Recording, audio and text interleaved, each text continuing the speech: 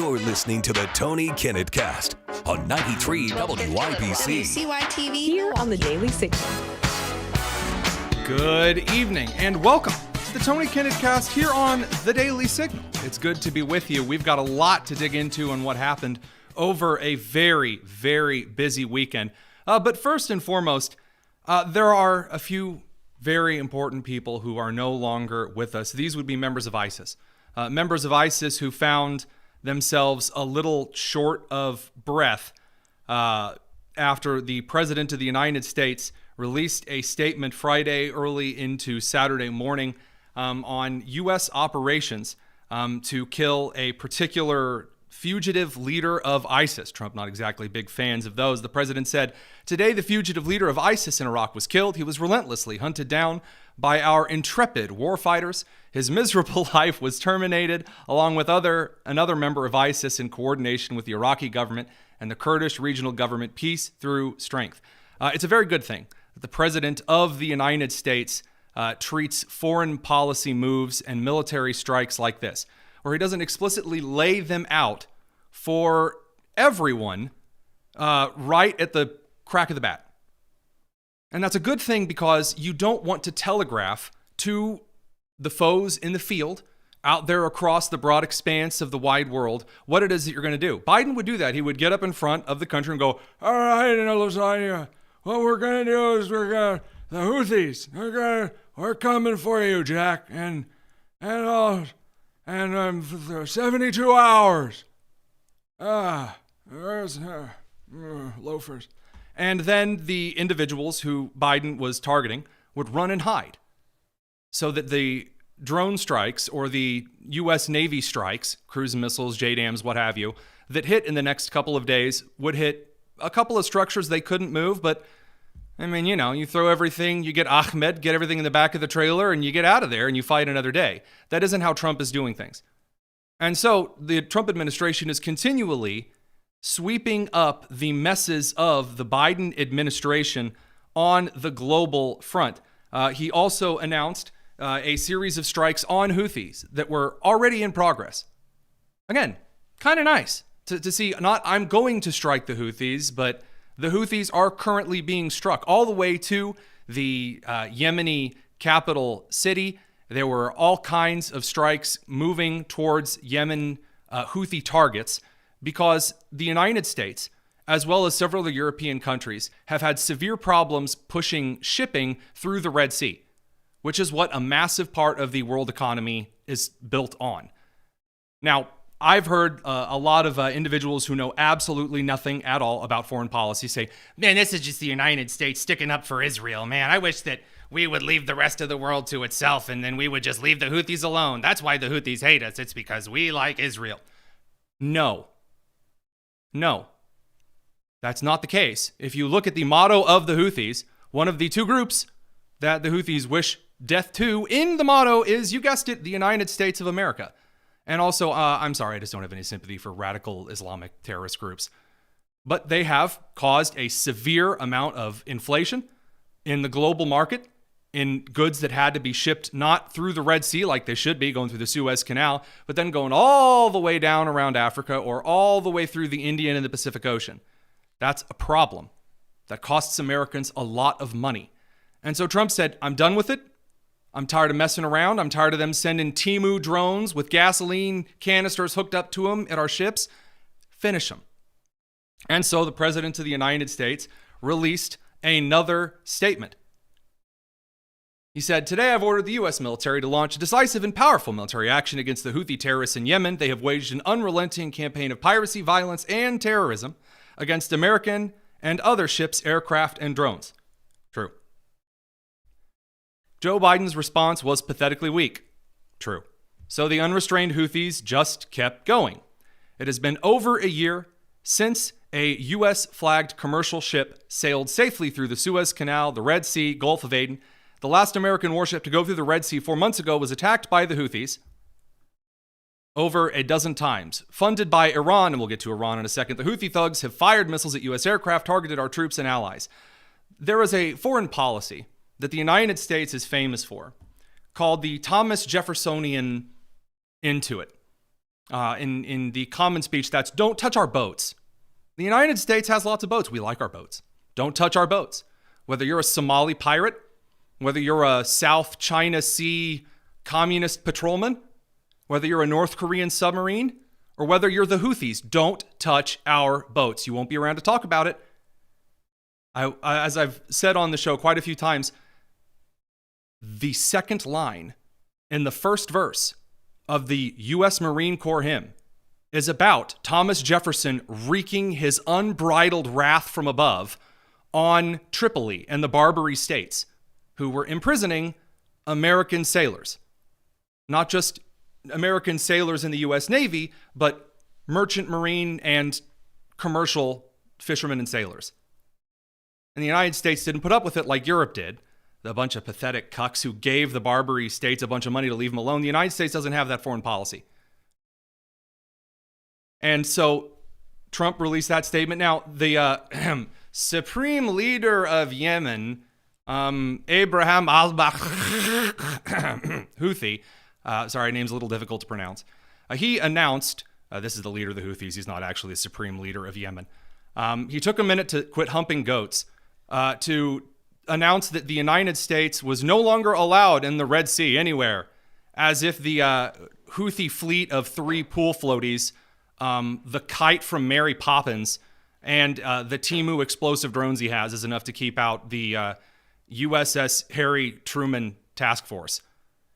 And they launched some suicide, explosive drones at the United States vessels. Didn't hit anything. And now the United States is continually pounding the Houthis into the sand. And that's a good thing. And Trump also made it quite clear that the sponsor of these terror networks, whether they be Hezbollah, whether they be Hamas, whether they be fill in the blank. He also made the case that he wasn't going to put up with this from anybody, not even Iran. And so the president of the United States released a statement saying that support for Houthi terrorists must end immediately. Don't threaten the American people, their president, because America will hold you fully accountable. We won't be nice about it. He released another statement close after that saying, these attacks from the Houthis keep coming with Iranian-purchased weapons. We're going to hold you accountable. By the way, that's correct. That's correct. China, who is sending fentanyl through Canada and Mexico into the United States, yes, Mexico and Canada are partially responsible. You know who's the most responsible? China. The individual, again, are the protesters that are currently, trying to incite violence across the United States on the left, are they a problem? Absolutely. But who is ultimately responsible for them? George Soros and the money that he and Act Blue and other groups were caught funneling millions and millions of dollars into. This isn't difficult. And by the way, none of any of that requires any kind of neocon, long-term, democracy-building, George Bush-style war. No. There's a very simple policy. It's called, you're here today, you're not here tomorrow. You say, oh, but there could be collateral damage. Yeah. Don't want none, don't start none. Pretty simple foreign policy. So I've seen a lot of the online people, bleeding and crying and, saying, how could you, be so uncouth about foreign policy? Don't touch our boats. If you want to go weep and cry over the Iranian-sponsored terror networks and President Trump giving them a boot just square up the bottom, I have no sympathy for you. Go pound sand. Because that's what the corpse of the leader of ISIS is currently doing. In other news, a federal judge going by the name of James Boasberg, he's an Obama-era judge, he issued a sweeping national injunction ordering the Trump administration, hey, you bring back those Venezuelan illegal immigrants that are members of Tres de Agua, this violent, brutal, trafficking, sexually abusive gang that has caused all kinds of terror in South Central America and in the United States. And this DC federal judge said, you're not allowed to do that anymore, and you're not allowed to deport them based on a act that allows the president of the United States to remove criminal and foreign aliens from the country who are causing a threat to the people here. And cartels and foreign gangs. Yes, that would be a threat to the country. So he wrote this order. And it turned out that he said something different than he wrote, which is a little suspicious because he said, well, actually, I wanted you to stop any additional flights, sending them to an El Salvador prison. And also, I want you to turn the planes around that are in the air. And the Trump administration just went, nah. Just let the planes fly and drop the Venezuelan illegal immigrants off. We're going to catch the WIBC and the rest of the radio network in a bit, send them to commercial. We're still on with the live stream. It's the Tony Kinnett Cast. So, President Trump, in his entire administration, is making it quite clear now that they have been pushed and pushed and pushed and pushed by these federal judges issuing these really weird, just national orders saying, I make an announcement, you're no longer allowed to do what you're doing.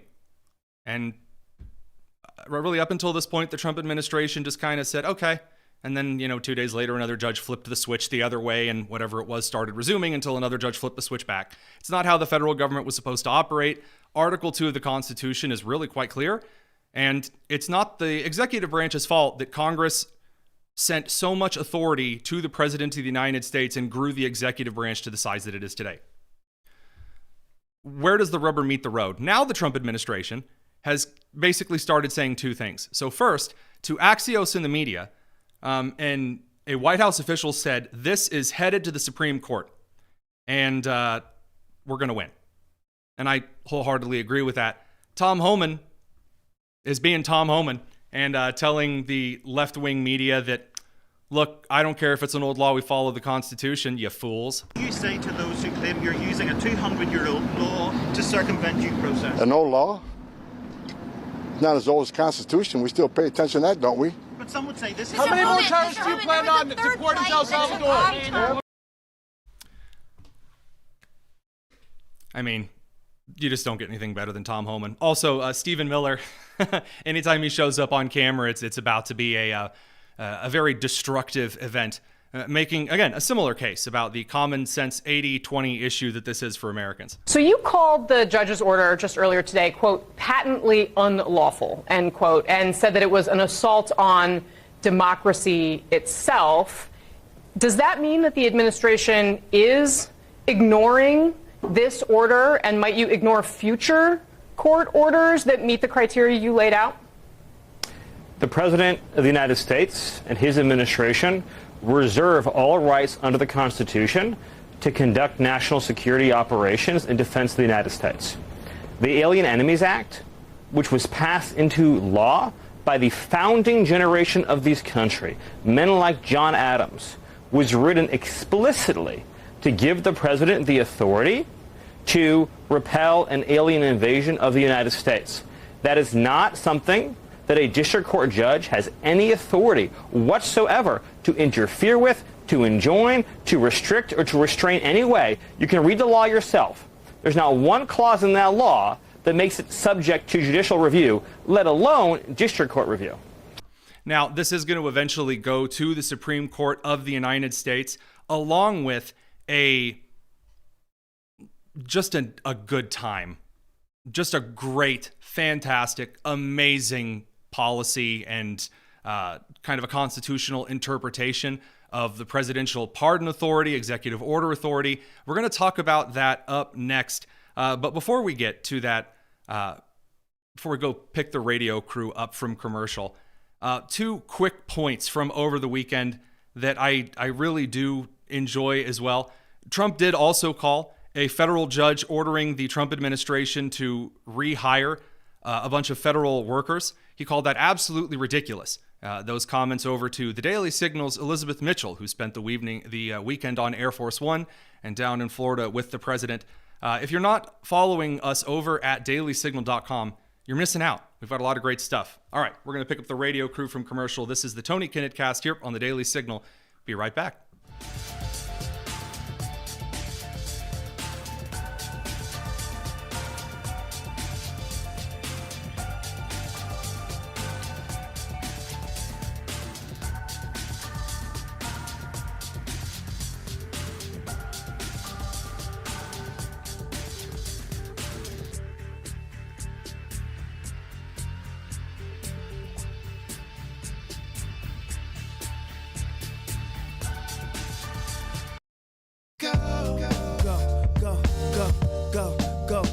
This is the Tony Kinnett Cast on 93 WIBC.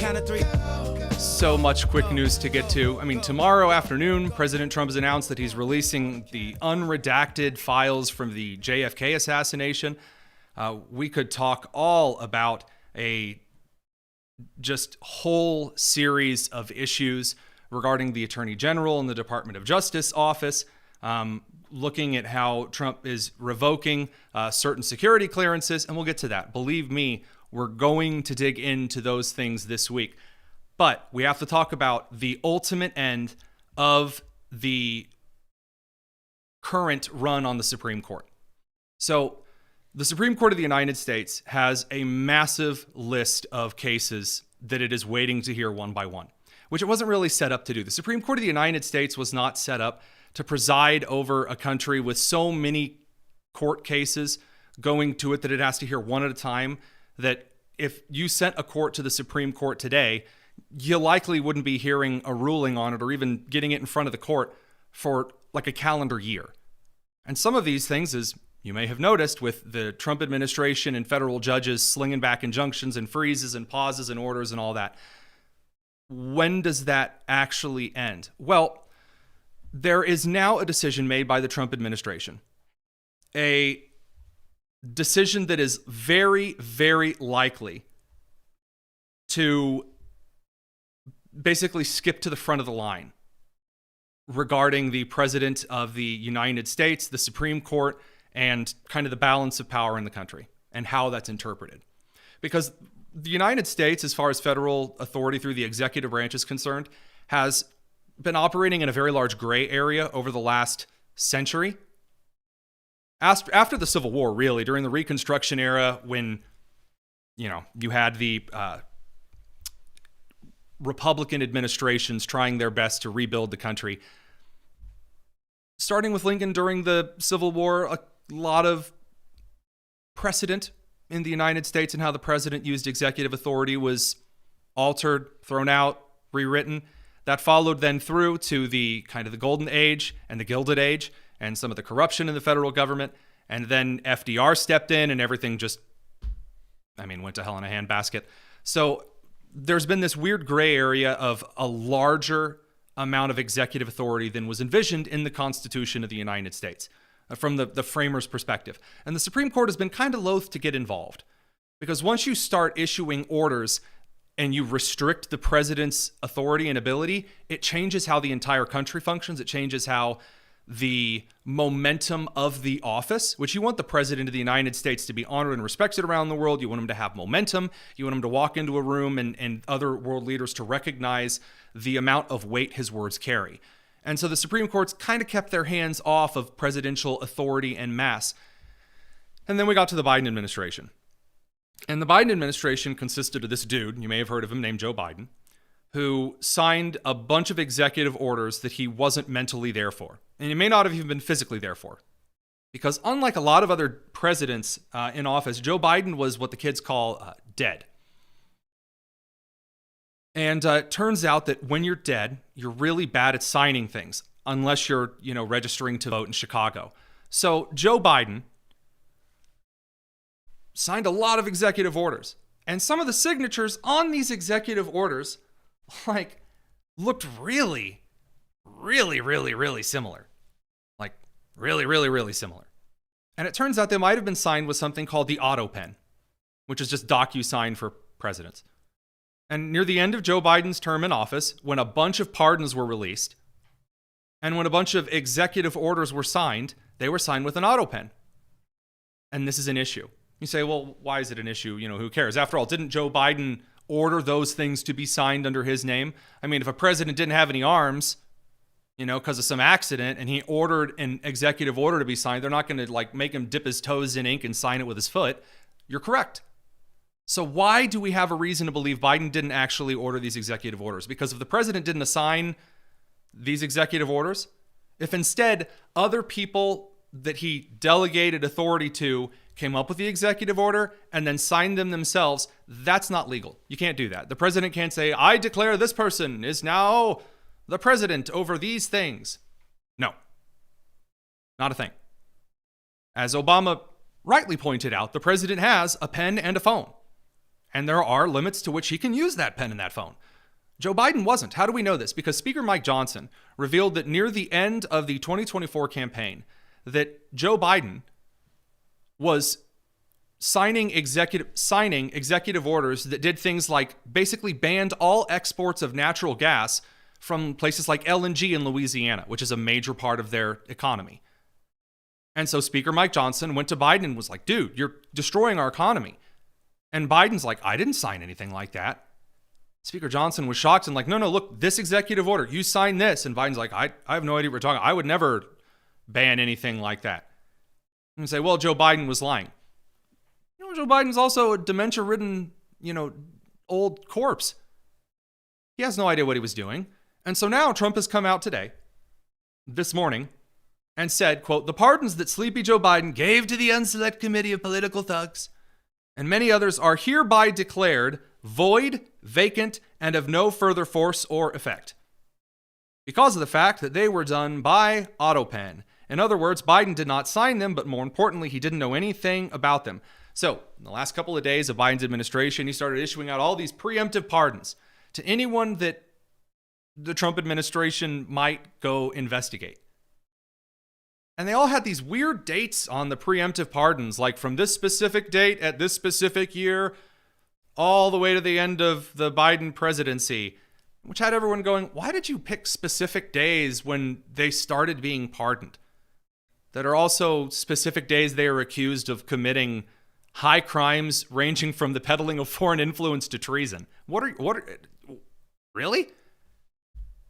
And now Trump has declared that, well, because they weren't signed by Biden, they're null and void. The Supreme Court's going to have to get involved. They are. The Supreme Court is going to have to get involved.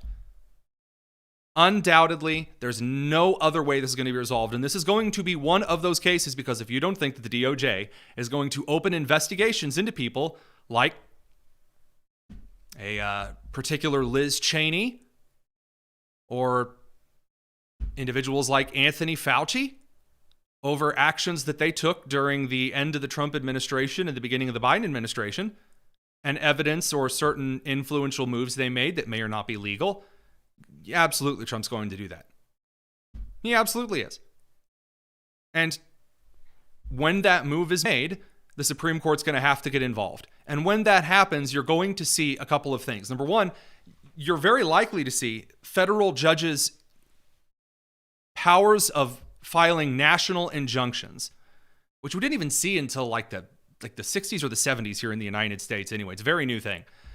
The federal judges' powers to freeze policy, thaw policy, reverse policy, that's going to be narrowed down, and it's probably not going to go the way that federal judges want. And then you're going to see very specific details and outlines under Article 2 of the United States Constitution put in stone. And what you're really not going to like, if you're on the left, is the amount of authority that is delegated to the President of the United States on paper, specifically, explicitly. Because if you start making the lines very, very clear and the lines no longer vague, then you're going to see whatever administration is in power occupy all the way up to the line, because that's what you do, right? You go to the maximum point of your authority in a selected area. Gray areas, you might try not to get as close to the line in a gray area because you don't know where the line is. But once the line is drawn very clearly, you can go as far to that point as you'd like. All right, radio crew, we're going to see you in just a second. It's the Tony Kinnett cast here on the Daily Signal. So how is the left responding to all of this? Not well, Jim. Not well at all. But we'll get to that in a second, because there's kind of two classes that are responding to things that the Trump administration and that really just the United States as a whole is doing. We'll dig into that. We should talk a little bit about Elon Musk and SpaceX. So there were a couple of astronauts who were stranded on the International Space Station, which is an aging space station. Just for the record, it has outlived its usefulness. I know it is a cool thing that exists. Things falling apart. It's time to bring it down before it just burns up in the atmosphere. We should bring it down if possible. We could try to find a way to save a little bit of it before we bring it down, just to, it's a major milestone of human accomplishment. But there were astronauts that the Biden administration, for whatever reason, and I'm not going to suggest that they left them up there for political reasons, Elon Musk, during the Biden administration, when it was announced that these astronauts were stranded and that NASA didn't have a good way to get these astronauts down from the International Space Station, Elon Musk, who owns Tesla and SpaceX, said, I can go get them. And the Biden administration said no. I'm not going to speculate on that, but now Elon Musk has sent a rocket up, and they were able to rescue the astronauts. Here are what the astronauts had to say in gratitude. We're coming back before long, so, don't make all those plans without me. We'll be back before too long. I can tell you at the outset, all of us have the utmost respect for Mr. Musk, and obviously respect and admiration for our President of the United States, Donald Trump. We appreciate them. We appreciate all that they do for us, for human spaceflight, for our nation. And we're thankful that they are in the positions they're in. So I am very pleased to see this kind of a win. It is. It's a simple thing. It's one of the things that if it was mentioned during a State of the Union address, the entire Congress should get up and clap. But given that the Democrats won't even stand up and clap for a 12-year-old with brain cancer, let's not exactly hold our breath. Oh my goodness, there's just so much nonsense that is just constant. So I run a news show for the Daily Signal because I don't get enough sleep as it is, called The Top News in 10. And I try to break down the best headlines, and then usually one headline that's not quite at the top of the pile, and then update those. That goes out at 5 a.m. Eastern every morning. It's over on Daily Signal podcast side of things. And when I sat down on Sunday to collect all of the top news and headlines for the weekend, normally we try to pick about 3 or 4. And when I was done, I had 7. Because the news is not slowing down at all. And I was on a media interview over on, I think it was News Nation. And there was a Democrat strategist from Ohio who was bemoaning the fact that her party is useless and worthless and they don't know what they're doing. And the biggest qualm that she had was that the Trump administration and the Republicans were moving so quickly on so many fronts, they had no rapid response apparatus ready to go. And if you don't sense the fundamental shift of the major media not having one tune to sing over and over and over, ready to respond to anything the right does because they're moving at a snail's pace, the classic old George Bushian boardroom style of collectively coming to a decision, and then when the Council of Elrond makes a move, then we go forward.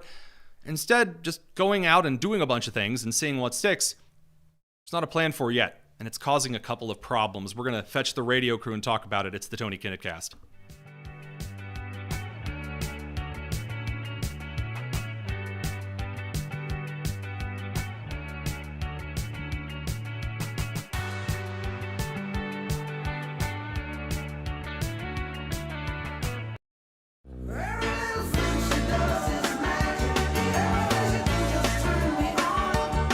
Tony Kinnett Cast on 93 WIBC. Okay.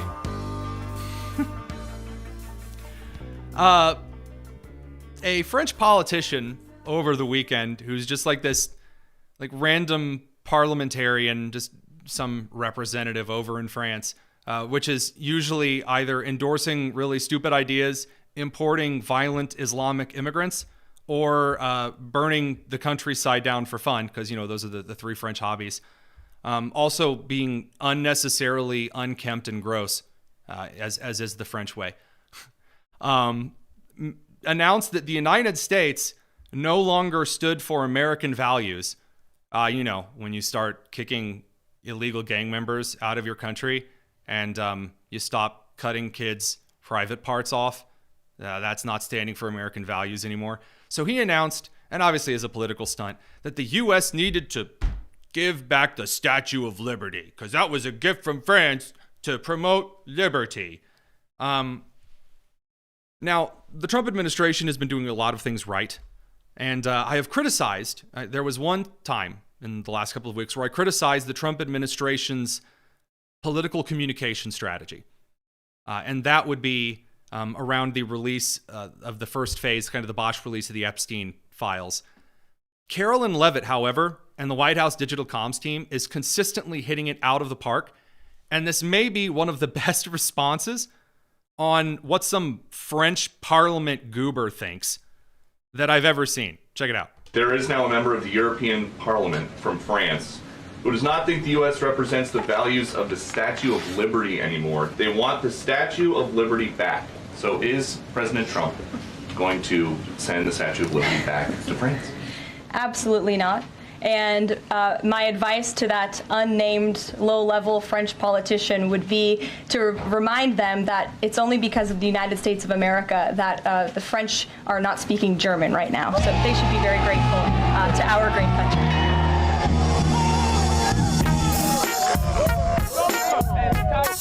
I absolutely love it. 10 out of 10.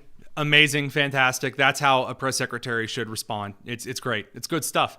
And now we're going to talk about the left's response to everything, which is since Chuck Schumer broke down like a poor scared child and caved to the Republicans, because if the left had a government shutdown on their watch right now as Trump was dropping egg prices and gas prices and, you know, bombing ISIS leaders and, again, just doing Trump-style things, rescuing astronauts, and, again, the left could not also fumble the very last vestige of hope that they had. And it has caused a massive amount of infighting on the Democrats' side of the aisle. So Jasmine Crockett, who is my favorite crackhead that I know, the one that usually is yelling outside the Speedway at 5 a.m. as you're trying to grab your morning Mountain Dew, she decided that what the party needs to do right now is go after the left-wing moderates. Like, when I say moderates, it's with quotes, but the left-wing guys that are like, let's not be crazy right now. Jasmine Crockett's got she has some words for him. So Jake Tapper interviewing Jasmine. Oh, fantastic. Go. Topic of discussion among Democrats. Last week, you were one of those who participated in a Choose Your Fighter video. It got some criticism online, including Democratic Senator John Fetterman called it bizarre and reportedly mocked it in the Senate hallway. I will say that your punching looked better than some of your colleagues. Fetterman has been criticizing your party for undignified antics and a sad cavalcade of cell phones during the president's address to Congress. What's your response to Senator Fetterman? He's not the one to talk about anything. I mean, this is a guy that doesn't seemingly want to own a suit. I'm not really sure. But I don't show up in hoodies when I'm going on the floor. And so the idea that you would say that we could not have a moment in which... Coming from the woman who fakes her accent to gain credibility with inner city communities. I want to make that explicitly clear. Anywho, aside from the amount of ratchet in her voice that she tries to inculcate. Then Crockett decided that since AOC and Kamala Harris are currently leading the polls as the ideological leaders of the Democratic Party, I love it so much. This is the best timeline. Crockett then turns around and is like, well, I don't know if we should be crowning AOC queen. You're close with Congresswoman Alexandria Ocasio-Cortez of New York. Some of your fellow House Democrats say, and not just progressives, by the way, we've heard that moderates have said this too, that they're ready to support her to challenge Chuck Schumer in a Democratic primary. Would you get behind that? That's 4 years from now. If you were asking me at least in 2 years, then I would have an absolute answer. But I can tell you that there are a lot of people that are watching his leadership in this moment. This is the moment. We don't even know what elections will look like in 4 years, if we will have elections. And so I definitely... If we will have elections. Yes, the democracy is at stake. We're all going to die. So she says, well, let's not crown her already. I want to get over and make sure the radio folks hear these particular clips as well. There are leftist protests going on around the country as Bernie Sanders gallivants around asking for pudding and communism. We have to steal the power from the rich, except the rich people that vote for me. The rich people that vote for me are very good. Everyone else, though, everyone else has to give me the money so I can buy another mansion and go to Moscow for my honeymoon with my weird wife that looks like a bullfrog on steroids. Anywho, Bernie Sanders, while he's gallivanting around the country and announcing they need to fight back against the oligarchy, the young leftists are responding to all of this by just getting violent and saying, well, what if we violently overthrew the United States? I would never call for that, but like, what if we did? Get this man out of here now. And if that doesn't happen, and we're not promoting it for 1 second, but if that doesn't happen, there will be violence. Yes. And these people had the opportunity to stop it. And they didn't. I love it so much. I love it. So, first of all, anytime that someone tells you that there's violence that's going to happen and you have to stop it, they don't mean stop it as in like Trump sends out the Rubio and starts deporting the pro-Hamas agitators of violence. They seem to hate that quite a lot. No, what they actually mean is that the Trump administration needs to like bow down and make concessions so that there isn't violence. Yeah, that's not how that works. Go, oh, there will be violence if you don't give me exactly what I want. Yeah, that's called a threat. You're dumb. And, you know, it's not just these particular winners. You have the professors, the academic class, like I think from some Virginia university that I've never heard of before, that are telling everyone the importance of breaking free of the chains of oppression and tearing the entire United States burning to the ground. I give you professors on the left, ladies and gentlemen. In the moment that you grab the gun, like Fanon says, you're no longer oppressed. I'm going to point out this goofballs. First of all, for those watching on the radio, there is a lady that looks like if Fran the nanny was on meth, and her MacBook Air has a really ugly sticker on it that says, "This machine kills fascists." Okay. The guy next to her, who looks like Ross Geller, but like Timu, is wearing a keffiyeh. So the man's just like going out and, you know, dry humping the leg of Hamas like a desperate dog, telling people, oh, you need to pick up a gun and like stop being oppressed. This was in 2022, and these conversations are still going on. Now free. How do we teach that in the class? Just to say that in the class, my students' heads explode, right? To tell them about violence, you know, as a revolutionary tool, as sometimes a revolutionary essential. We actually need to crash the U.S. settler state, which has incredible reverberations and literally strangles the tentacles that are reaching into the Israeli state. Strangles the tentacles that are reaching in. So wait, are the tentacles bad, or is the strangling bad? What? Anyway, here's another professor. Here's Bikram Gill, which sounds like a SpongeBob character. So we must stand with the armed resistance and work right now to end this impunity by disrupting the flow of weapons to Zionists. Because trust, the armed resistance will defeat Zionism if it was open. That goes on for like 4 minutes, just of professors around the United States talking about how we need to throw down the United States. We got to throw it all down. Okay, Jan, thanks. Radio crew, we'll catch you in a second. Send you to commercial. We'll be back in a second. It's the Tony Kinnett Cast.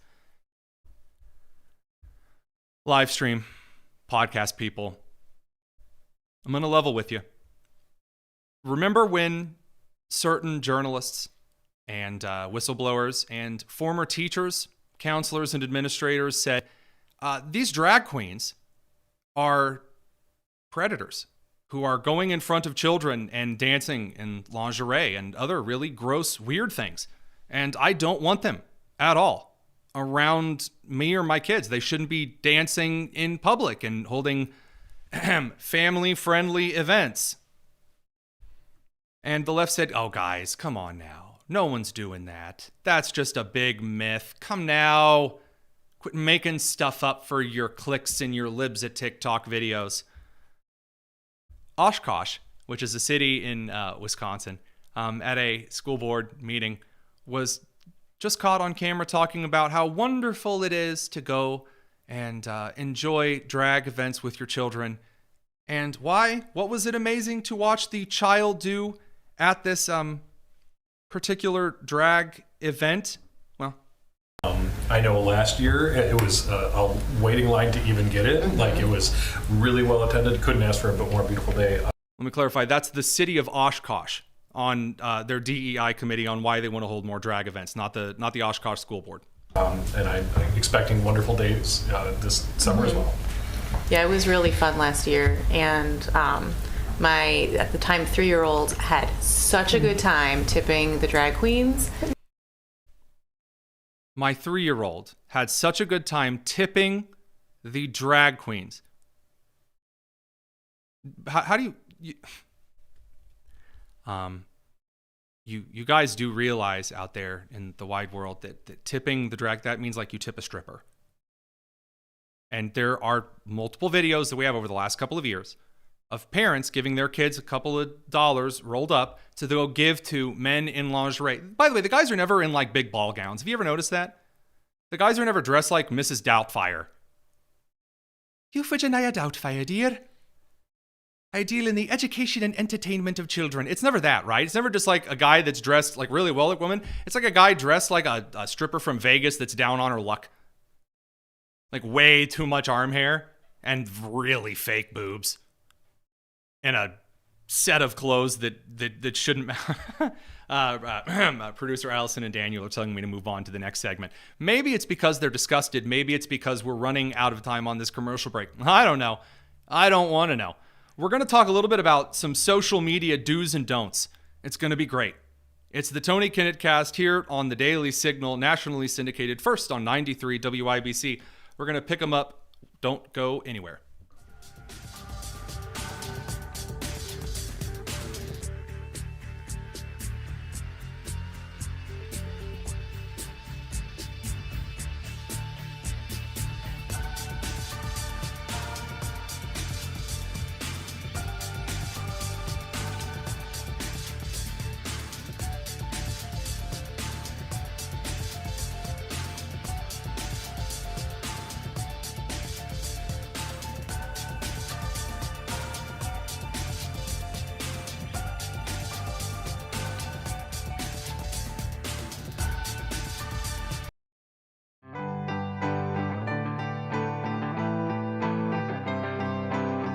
It's the Tony Kinnett Cast on 93 WIBC. Closing time. Welcome back to the Tony Kinnett Cast here on the Daily Signal. Earlier in the show, I mentioned the White House comms team.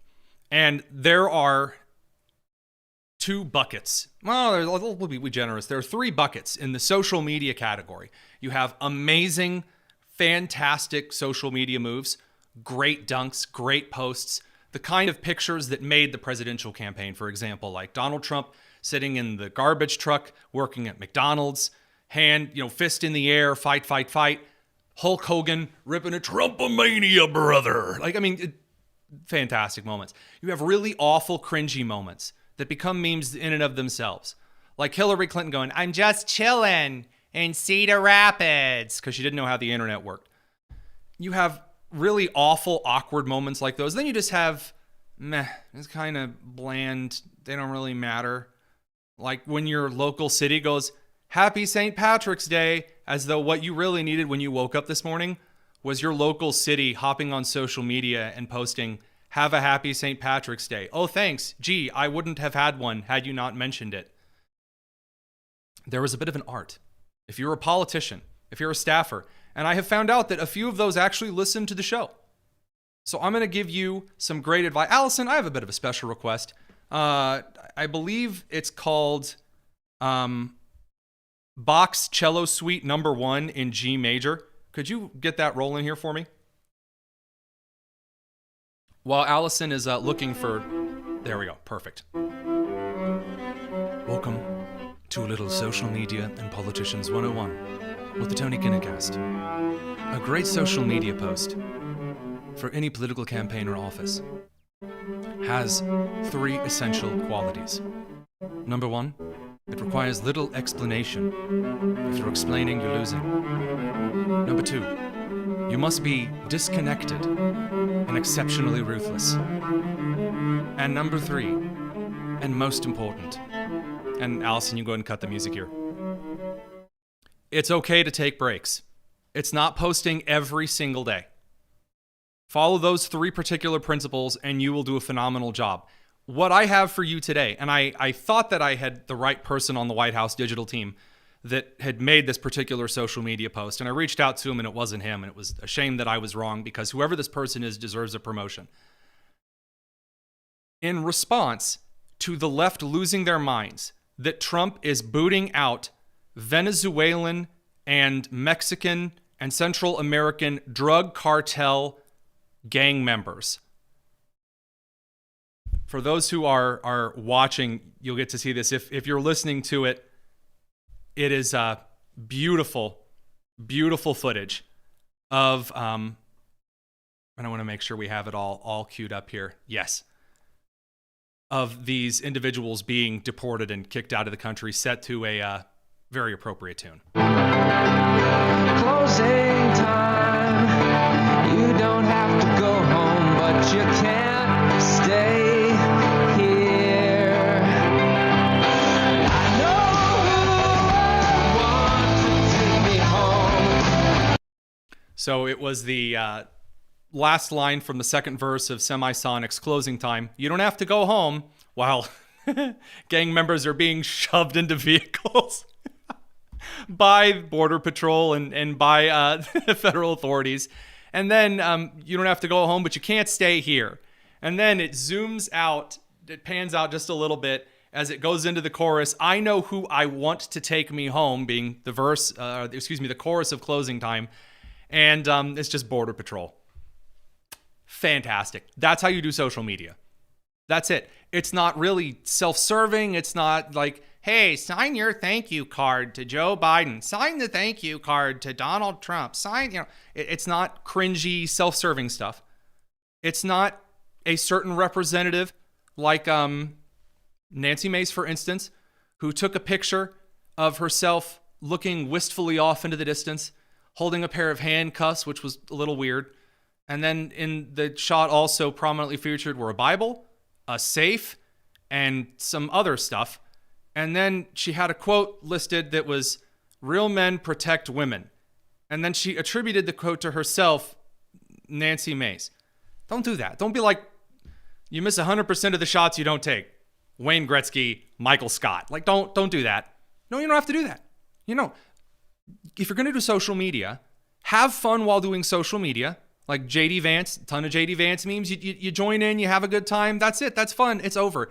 Don't force it. So don't do any big, long explanations. Don't give us a post 8,000 words long. Don't spend all of your time posting every day so I can't even look through my own social media feeds because I have to get through your happy St. Patrick's Day post from the city of Oshkosh, Wisconsin. And then, last but not least, you got to have fun with it. You got to be disconnected from it. Don't take it too personally and just be ruthless and have fun. Have fun. Because if you don't have fun, then it's really awkward and awful, and it's a massive waste of money. Because there is an investment to it. All right, there's somebody that's being paid to tweet. There are a lot of people, in fact, who are paid to tweet. In fact, if you are on X, you're on Elon Musk's Twitter, and you are verified and gone through the process, the site itself pays you to tweet. There's a guy who runs a garbage satire account with a couple 100,000 followers. I would like to say that having fun and not taking it seriously is the best. Because while the left goes through infighting and doesn't learn any lessons and keeps taking the 20% side of 80-20 issues on LGBTQ stuff and illegal immigration stuff and crime and economic redistributionism and like Bernie Sanders socialism, while they all deal with that and they're still freaking out over, oh, this person they're mean about her Netflix show because she is probably black maybe. And oh no, this person didn't say the right pronouns. Oh, that's so insensitive. On the right side of the aisle, you can just have fun. Just have a good time. And don't take things too seriously. Which is probably a good time for a bit of very impromptu mail time. I have often asked why on this show I am perhaps not as professional. That's not true. I'm not often asked that question because if you know anything about me at all, this is just me. There's no scripting here. This is just, I mean, if I flip over to the second camera angle here, I'm just sitting here not reading from any script. The little telepromptery thing in front of me is just my camera angle so I can see that, my collar's not flipped up and I'm like extra ugly. I'm just kind of doing this for fun because it's hilarious right now. I said this during the Trump campaign. If you do not have fun, if you don't sit back and enjoy how absurd the United States has become, you'll crack in half. Because the left spent 10 to 15 years, depending on the part of the country you're in, breaking people's backs over how uncool it was if you had a tweet from 27 years ago. I know Twitter hasn't been out for 27 years, but tweet from a long time ago that was uncouth by today's social media standards. Or you listened to a comedian that had like questionable opinions. That while many people drew themselves into an everlasting depression, a long COVID, if you will, of endless misery, you don't have to play by those rules. And the less you play by those rules, the happier you'll be. We'll be back for just a bit of bonus tonus in a second. Radio crew, will see you later. It's the Tony Kinnett Cast. All right, we will do just a bit of the bonus tonus just for you, just because those on the live stream have been so excellent this evening. I think we'll put something together here. Don't go anywhere. We'll be right back. It's the Tony Kinnett Cast here on the Daily Signal.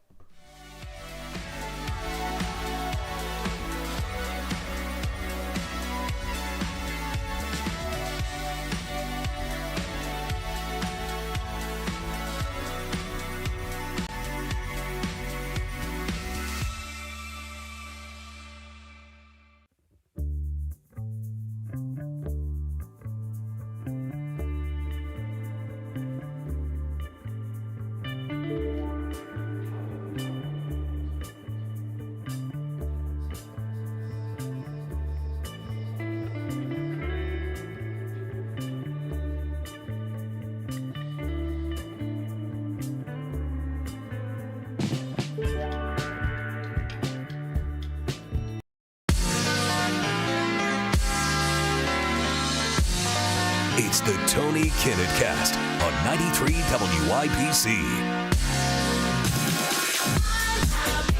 So for those who don't normally tune in for a bit of bonus tonus, allow me to explain how this works. Normally, the show is only an hour for the present time here during season 1 of the show.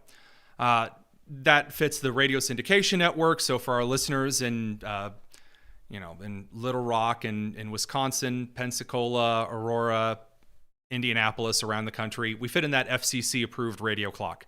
Unfortunately, because I like to get off topic and make really sarcastic remarks, sometimes we don't get everything fit into a segment that we want. Additionally, sometimes there's just way too much breaking news. I was asked at church yesterday if things had slowed down just a little bit, because my pastor is a really wonderful guy and just checked in, said, hey, if things finally slowed down after the election? And I laughed because of course not. News has broken every 8.5 seconds. While I've done the show, I'm probably seeing multiple levels of new headlines and analyses and really terrible New York Times pieces coming out. That's just how it goes. So bonus tonus. My Twitter handle is the Tonus, TheTonus. It's an old nickname from high school. I never changed it. The comment section, I don't know, about 100 episodes ago said, well, we should call time after the radio clock. That's just for the live stream, just for the podcast. And the, I believe, one nonprofit TV network that can stay. Well, we'll keep this called bonus tonus, have a little bit of fun here. And there is one particular clip that I enjoy, and it's all about cope. Cope, or as the medical term is, copium, is a substance taken by one who cannot get over the fact that they have lost, and most importantly, that they have made mistakes.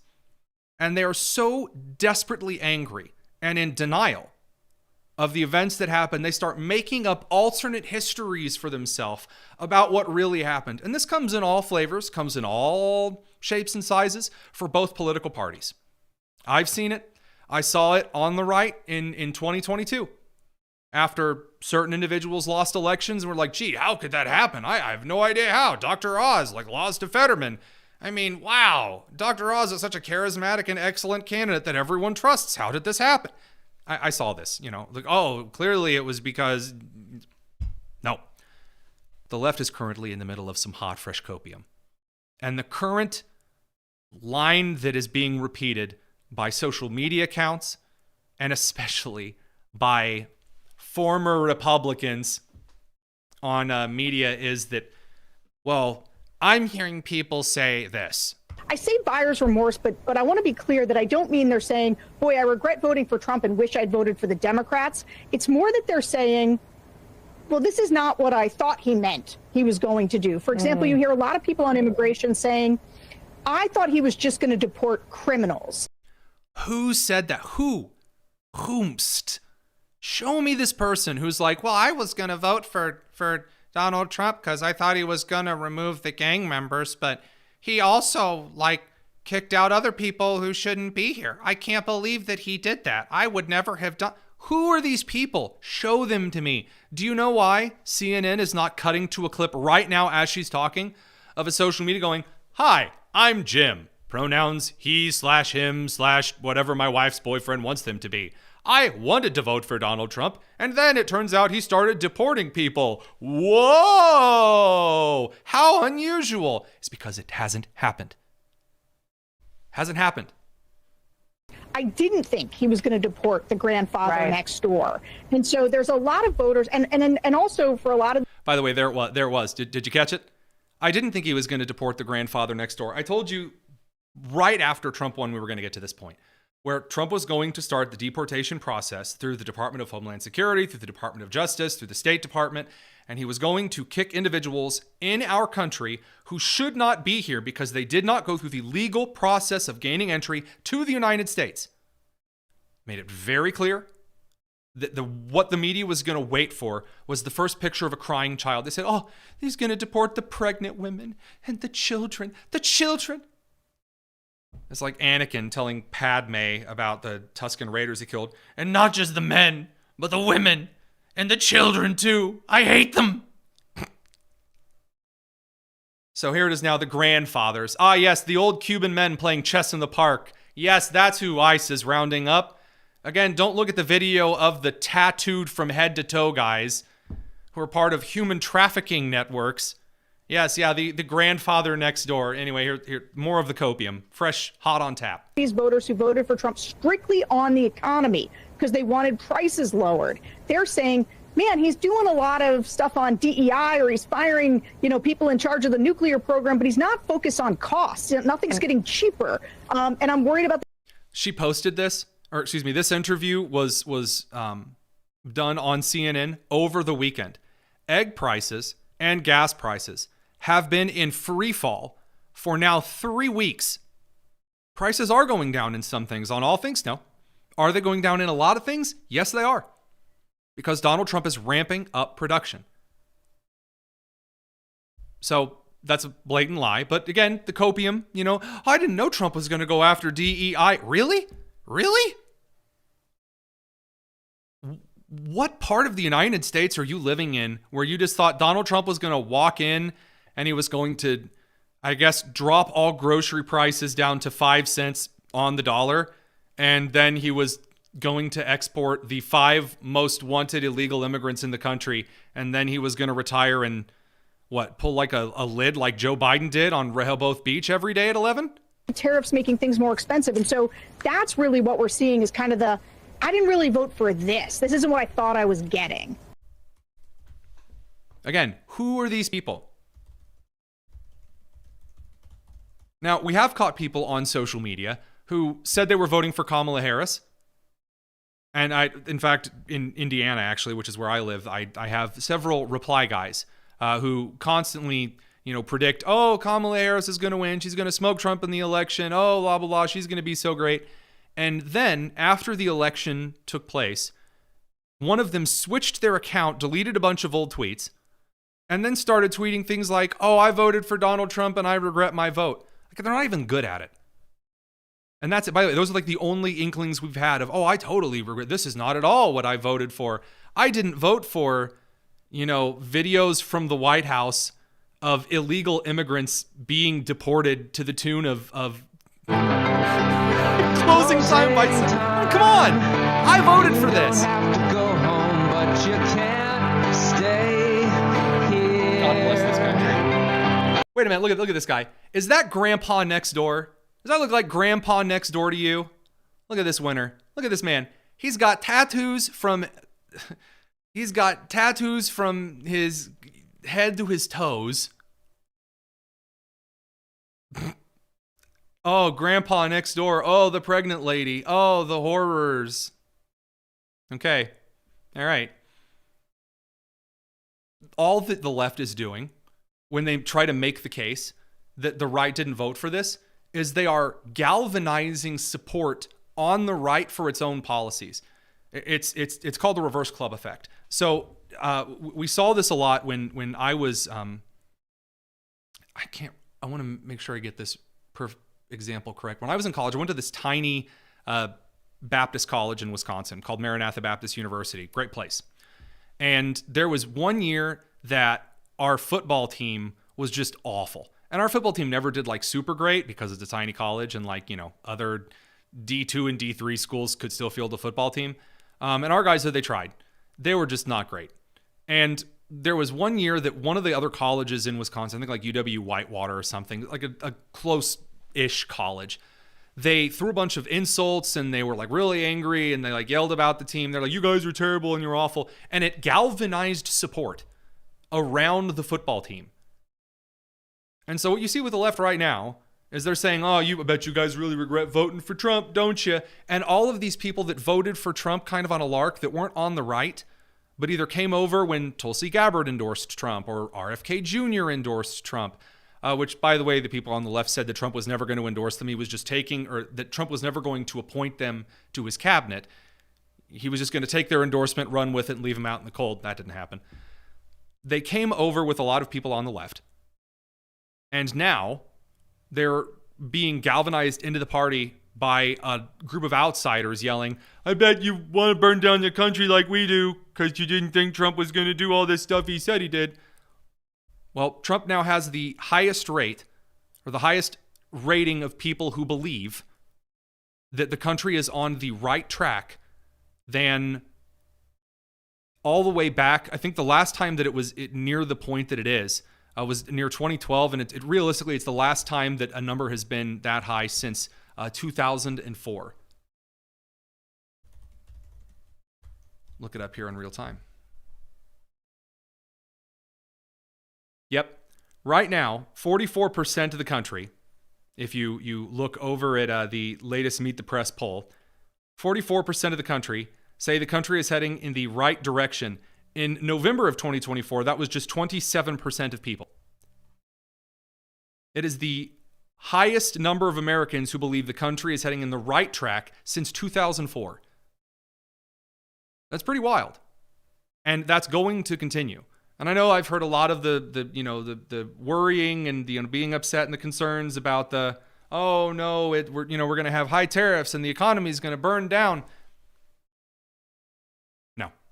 No. Even if the tariffs do a substantial amount of damage to the market over a period of like 2 weeks, if you don't think the Trump administration changes policies and gets the economy back to octane before we get to the midterms, you're loopy. And so we'll check that out a little bit more tomorrow. We've got a great interview and a couple of great pieces of media to watch over here on the Tony Kinnett Cast. It's been a blast as always joining you.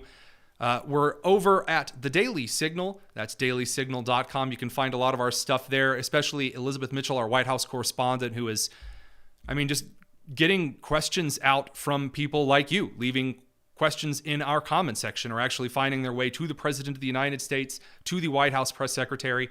And we're thrilled to actually give you guys a little bit of a window, forcing that window open that the legacy media tried to keep closed for decades. So we're going to try to keep doing that. We'll see you tomorrow. It's the Tony Kinnett Cast here on the Daily Signal, nationally syndicated and first on 93 WIBC. Take care.